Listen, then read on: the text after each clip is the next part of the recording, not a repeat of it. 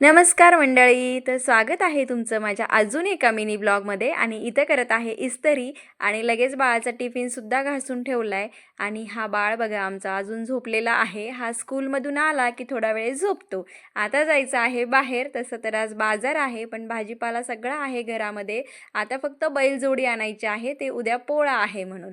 आणि बाहेर येऊन बघते तर काय, आमच्या घराजवळच्याच तळ्यामध्ये एवढं सगळं पाणी जमा झाले आणि ते मला माहिती नव्हतं. आणि यांचं काय चालू आहे ते बघू. यांच्या गाडीला काहीतरी झालेलं आहे तर तेच ते करत होते. तोपर्यंत मी तुम्हाला आमच्या घराजवळचे मस्त असे गुलाबाचे फुलं आणि हिरवीगार झाडं दाखवते. तर आता फायनली निघालोय, त्याच तळ्याजवळून आपण जाणार आहोत म्हणून म्हटले चला दाखवूया. पण तिथे काही व्यवस्थित दिसलं नाही, पण खूप गच्च हे तळं भरलेलं आहे बघा. कारण खूप सारा पाऊस इकडं पडलेला आहे. तर खूप पाणी त्या तळ्याला आलेलं आहे आणि फायनली पोहोचलेली आहे बाजारात. तर बाजारात गेल्या गेल्या ह्या ज्या बैलजोड्या आहेत ना ती घेतली. आणि किती सुंदर आहे बघा, कलरफुल एकदम. आणि या भैयाजवळ ना खूप सुंदर सुंदर बैलजोड्या होत्या आणि एकदम सुंदर कलर होते बघा त्याचे.